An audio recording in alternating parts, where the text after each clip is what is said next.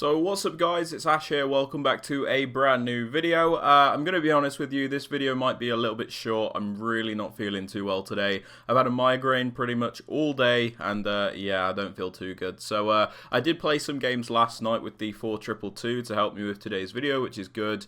But yeah, tomorrow's video should be much better. We should have some gameplay involved. But yeah, I do apologise, but I do have these tactics and I hope they help you out. And yeah, let's get right into the video guys. If you guys want coins for FC24, make sure you check out MMOEXP.com. Their link is down in the description. They're very fast, they're very cheap, they're very reliable, and if you use my code Rema, you can get yourself a lovely 5% discount. Alright then guys, so starting off with the tactics for the defensive style, we have this on balance. You don't really need to use any pressure tactics because there's something else we can use which we'll get onto, but balance does give you the most control, which is why I do prefer to use that. For the defensive width guys, I have this on 40. This is so we still have a nice narrow and compact shape in defense, and then when we want to defend the cutbacks out wide, we just manually move a player over there. Now moving on to the depth guys, this is the thing I was on about when it came to the pressure in this game. So if you're on the new gen version of FC24 and you have your depth on 71, you'll get this automatic press from the AI. It's a very strong press, very overpowered press, and the game basically defends for you. And the thing about this, as opposed to the pressure tactics, is you don't really get a stamina drain either. So 71 depth if you're on new gen, and then if you are on the old gen version of the game, something like 55 to 60 is good for you there. Now for the build-up play guys, we have this on balanced. Gives you the most controlled varied forms of build-up, so when you want to play slow you can, and then when you want to speed it up and play a bit faster you can also do that. For the chance creation guys, we have this on direct passing, because direct passing is the most meta option in the game. Direct passing will basically push your attackers very far into your opponent's box. They'll also make these runs where the defenders will follow them, and then when the defender follows them they will track back so you can cut back to them. So direct passing, very important guys. For the attacking width, we have this on 55, a bit higher than I would normally like to use on FIFA. The reason for this though is because obviously everybody is using this 71 depth thing, which congests the middle of the pitch completely. So it is important to be able to play out wide when you need to, which is why the width is a little bit higher than usual.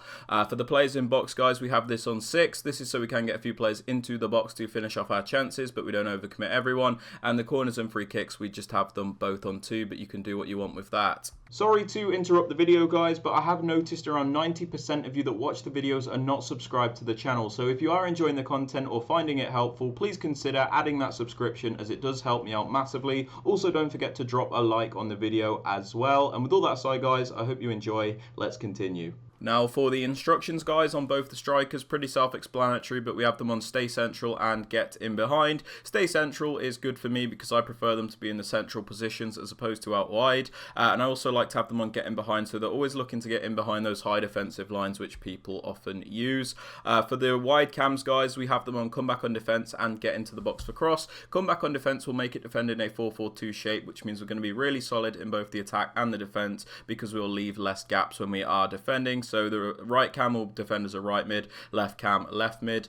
We also have them on get into the box for cross, so they're not hesitant to get into the penalty areas to help us out, which is very, very useful guys. For the CDM guys, the more defensive one on the left here, we have them on stay back and cover center. Again, pretty self-explanatory, but we don't want this player going forward because he is a defensive minded player, and we also have him on cover center, so he does primarily cover those central areas, as we don't need him to cover the wing because we've got the cams coming back to do that. Moving on to the right CDM guys, I do use a more box-to-box style player in this position, so I leave them on the default settings and then put them on cover center. Default settings because we don't just want to restrict them to defending all the time, so they'll do a bit of everything, and then cover center so they will focus on defending those central areas.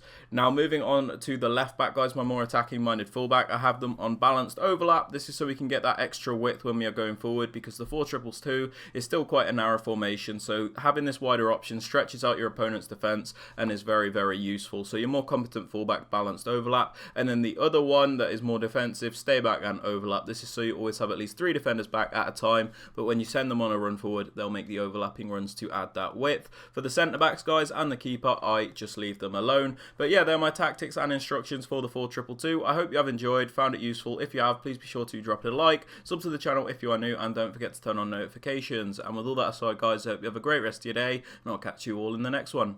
Peace.